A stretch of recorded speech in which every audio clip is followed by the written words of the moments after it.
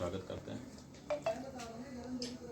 इस समय जैसा कि आपको हो सकता है बताया गया, हम हरियाणा की यात्रा पर हैं। 5 महीने पहले जब हमारा ज्योतिष पीठ पर अभिषेक हुआ तो हमने सोचा कि दायित्व के निर्वहन के लिए आवश्यक है कि अपने क्षेत्र का परिचय हो। तो जो उत्तरामनाय ज्योतिष पीठ है, शंकराचार्य जी द्वारा स्थापित 4 पीठों में से एक, उसका पूरा उत्तर भारत क्षेत्र है। उत्तर भारत में कई प्रदेश आते हैं, तो हमने सोचा कि किसी न किसी प्रदेश से शुरू करना होगा। आपके हरियाणा के नाम में हरि शब्द दिखा तो हमको आकर्षण हो गया, और उसमें हरि के साथ साथ आना भी शब्द लगा था। तो हमने सोचा बस हरि यहीं बुला रहे हैं कि यहीं आना। तो सबसे पहले अपने क्षेत्र के दर्शन के क्रम में हम हरियाणा आए हैं। हरियाणा के आपके 22 ज़िले हैं, 2 ज़िले प्रस्तावित हैं। इस तरह से 24 ज़िलों की संख्या बनती है, और भगवान श्री हरि के 24 अवतार प्रसिद्ध हैं। तो हमारे मन में हरियाणा आने के बाद ये भावना भी जागी है कि क्यों ना हर ज़िले में भगवान के एक रूप की स्थापना करते हुए एक परिक्रमा पथ निर्मित कर दिया जाए, जिससे हरियाणा की परिक्रमा लोग करें और उनको भगवान के 24 अवतारों का दर्शन भी हो जाए, और उन्हीं केंद्रों से सनातन धर्म की जो शिक्षा दीक्षा है, जो मार्गदर्शन है, वो भी हम जनता को प्रदान कर सकें। तो इसी क्रम में ये यात्रा चल रही है। कल सायंकाल हम सोनीपत आए हैं। आज यहाँ के लोगों से थोड़ी चर्चा हुई है, और यहाँ से आगे हम अभी तो यमुनानगर जा रहे हैं, और क्रमशः सभी ज़िलों में हम जाएंगे और ऐसा वातावरण निर्मित करने का प्रयास करेंगे कि जिससे ये जो मन का संकल्प है भगवान के 24 अवतारों की स्थापना का और परिक्रमा पथ के निर्माण का, वो पूरा हो सके। दलितों को बहुत दिनों से वहाँ से भगाया गया है, उनके घरों को कब्जा किया गया है, उनके साथ अन्याय हो रहा है। लंबे समय से कश्मीर के हमारे हिंदू पंडित शरणार्थी शिविरों में रहने के लिए बाध्य हुए हैं। एक पीढ़ी पूरी शरणार्थी शिविर में उत्पन्न होकर के जवान हो चुकी है, लेकिन अभी तक कश्मीरी पंडितों की समस्या का समाधान नहीं हुआ है। हम क्रम से जम्मू कश्मीर भी जाएंगे, क्योंकि वो भी उत्तरामनाय ज्योतिष पीठ के क्षेत्र अधिकार में आता है, और वहाँ की जो समस्याएं हैं उनको समझ करके उनके निराकरण के लिए भी उपाय आरंभ करेंगे।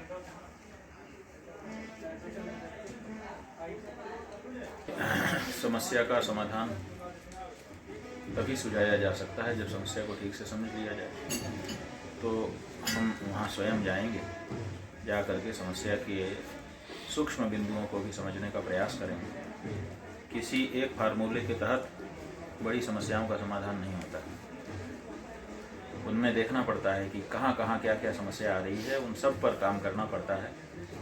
इतना जरूर हम सिद्धांत रूप से आपके सामने कहना चाहेंगे कि अगर सच्चे मन से कोई व्यक्ति प्रयास करे तो ऐसी कोई समस्या नहीं है जिसका समाधान नहीं हो सकता, होता ही है। हम लोगों ने ये सुना है कि राजनीतिक कारणों से कई बार समस्याओं का समाधान नहीं भी निकाला जाता है कि चलने दिया जाए, तो चलती रहती हैं। लेकिन बहुत लंबे समय तक किसी एक समस्या पे चलने देना ठीक नहीं होता है। छोटा सा गांव भी अगर लंबे समय तक बना रहे तो नासूर बन जाता है। इसलिए समाधान तो करना पड़ेगा। गणना का शास्त्र, गणना माने गणित। तो आपके स्कूलों में जो गणित पढ़ाई जा रही है वो गणित ज्योतिष से ही निकली है। ज्योतिष का 2 रूप मुख्य रूप से माना जाता है, एक है गणित और एक है फलित। तो गणित में गणना की जाती है और फलित में उसका फलादेश किया जाता है। इस गणित में हमारे नक्षत्रों की चाल और किस समय किस नक्षत्र का किस जातक पर क्या प्रभाव पड़ रहा है इसका अध्ययन होता है। और अगर उस अध्ययन को सूक्ष्मता से जान करके कोई व्यक्ति तदनुसार आचरण करे तो उसको लाभ होता है। तो राशि चक्र जो है, ग्रहों का जो चक्र है, नक्षत्रों का जो चक्र है, ये हमारे जीवन पर प्रभाव डालता है। जैसे आप देखते हैं कि जो समुद्र है वो पूर्णिमा के दिन बढ़ जाता है, अमावस्या के दिन घट जाता है। तो इसका मतलब है कि पूर्णिमा में चंद्रमा का प्रभाव समुद्र के ऊपर पड़ता है। चंद्रमा भी एक ग्रह है। तो जैसे समुद्र इतना विशाल है, उसके ऊपर पड़ा हुआ प्रभाव हमको दिखाई देता है, वैसे ही ठीक है, हम विशाल नहीं हैं, लेकिन हमारे ऊपर भी सूक्ष्म प्रभाव ग्रहों की, नक्षत्रों की चाल का पड़ता है। और अगर उसका अध्ययन सही से करके हम तदनुसार व्यवहार कर सकें तो उसका लाभ हमको। इसीलिए ज्योतिष बहुत महत्वपूर्ण है। हिंदू राष्ट्र इसलिए लोग चाहते थे क्योंकि हमारा ही एक टुकड़ा मुस्लिम राष्ट्र के रूप में विकसित कर दिया गया। पाकिस्तान इस नाम से इस्लामिक राष्ट्र बना दिया गया।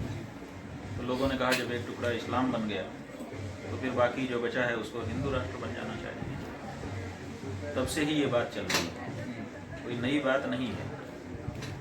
अब उत्साह लोगों के अंदर बढ़ा है क्योंकि इधर बीच में आपने अगर गौर किया हो तो आप पाएंगे कि देश में जो राजनीतिक चेतना है उसमें हिंदू चेतना का उभार हुआ है।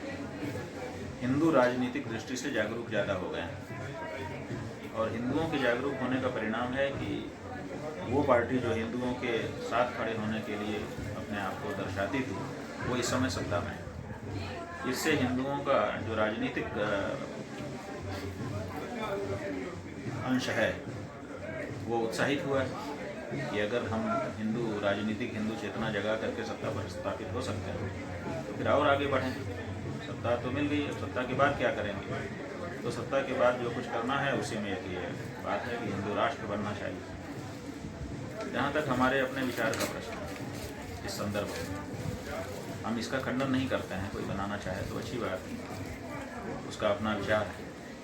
हमारा ये कहना है कि हिंदू राष्ट्र अगर आपको बनाना है तो उसका कोई प्रारूप तो सामने रखिए। इतने लंबे समय से हम लोग इस बात को सुन रहे हैं, अभी तक कोई प्रारूप निकल करके सामने नहीं आया। केवल नामकरण करना है क्या कि अभी धर्मनिरपेक्ष है, एक लाइन बदल करके उसकी जगह हिंदू राष्ट्र नाम कर देना है। अगर नाम कर देना है तो फ़ायदा क्या होगा? क्योंकि देखिए हम स्वयं बहुत बड़ा धोखा इस मामले में खा चुके हैं। 2008 ईस्वी में हमने एक बहुत बड़ा आंदोलन किया था गंगा जी के संदर्भ में, और उस समय हमने ये मांग की थी कि गंगा को राष्ट्र नदी घोषित किया जाए। ये मांग इस दृष्टिकोण से हमने की थी कि हमको लगता था कि जैसे अपने देश का राष्ट्र ध्वज है, अगर उसके ऊपर एक जग गटर का पानी निकाल के हम फेंक दें तो शायद हमको अरेस्ट कर लिया जाएगा। हमने चर्चा भी की थी तो पुलिस वालों ने कहा कि ये मत करिएगा, नहीं तो हमको अरेस्ट करना पड़ेगा। तो हमको लगा कि बहुत अच्छा है, अगर राष्ट्र ध्वज के ऊपर गटर का पानी नहीं डाला जा सकता और इतना देश की पुलिस मुस्तैद है, तो अगर हम गंगा को राष्ट्र नदी घोषित करवा लें तो गंगा में जो गंदे नाले गिर रहे हैं वो बंद हो जाएंगे। और नहीं, अगर कोई डालता ही रहेगा तो जो जिम्मेदार होगा उसको पुलिस पकड़ेगी।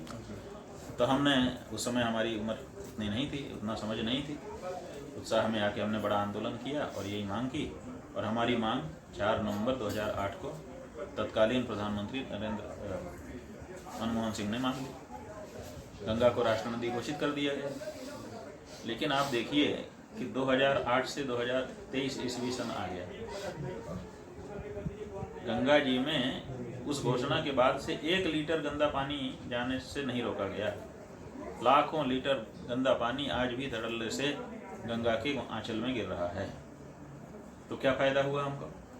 हमने तो करवा लिया, उस समय बड़ा आंदोलन किया, बहुत खर्चा भी किया, साल भर हमने लगाया था नहीं, सब खर्चा किया, दिन रात एक किया, उपवास किए, जाने क्या क्या किया। इतना सब करने के बाद हमने वो करवा लिया। अब करवाने के बाद फ़ायदा, गंगा जी का क्या फ़ायदा हुआ? ऐसे ही हम बहुत बड़ा आंदोलन करते हैं, बड़ी चर्चा करें और हिंदू राष्ट्र घोषित करते हैं, फर्क क्या पड़ेगा? ये तो बताओ। अगर कुछ फ़र्क पड़ने वाला है, जनता सुखी होने वाली है, तो हम तैयार हैं। और हमारे तो जो गुरुजन हैं, जैसे धर्म सम्राट स्वामी करपात्री जी महाराज, करपात्री जी महाराज ने आज़ादी के समय ही कह दिया था कि हिंदू राष्ट्र की बात मत करो, क्योंकि हिंदू राष्ट्र से कुछ नहीं होगा। अगर लाना है तो राम राज्य लाओ, क्योंकि हिंदू राज्य तो रावण और कंस का भी था, लेकिन प्रजा सुखी नहीं थी। हाँ, राम के राज्य में प्रजा सुखी थी, इसलिए अगर लाना है तो राम राज्य लाइए।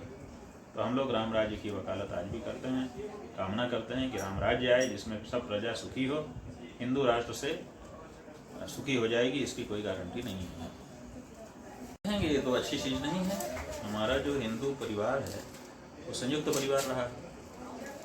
हमारे यहाँ तो रिश्ते हैं, दादा है, दादी है, नाना है, नानी है, पर नाना है, पर नानी है, पर दादा है, पर दादी, ये हमारा परिवार हुआ करता था। अब आप एकल परिवार कर रहे हैं, उस एकल परिवार के कई घाटे भी तो हैं, उनको भी तो देखना पड़ेगा। और जो लोग विदेश चले जा रहे हैं वो मशीन बनते चले जा रहे हैं। भारत का जो मनुष्य होता था वो मशीन नहीं होता था। भारत का मनुष्य एक स्वतंत्र व्यक्तित्व वाला व्यक्ति होता था, उसके अंदर भावनाएं होती थी। अब विदेशों में विकास तो हो रहा है तथाकथित, मशीनीकरण हो रहा है, और वहाँ के लोग भी मशीन जैसे हो जा रहे हैं। हर चीज़ एकदम मशीन जैसा, कि बटन दबाओ तो चल पड़े, बटन दबाओ तो रुक जाए। तो ये जो नियंत्रण मशीनों का आपके ऊपर आ रहा है, इसका परिणाम तो बहुत विषम हो जाएगा आने वाले दिनों में। तो इसलिए जो हमारे यहाँ भारतीय परंपरा रही है, हम उसी को उचित समझते हैं, चाहते हैं कि संयुक्त परिवार बने रहें और उसके लाभ से जनता को अवगत कराया जाना चाहिए।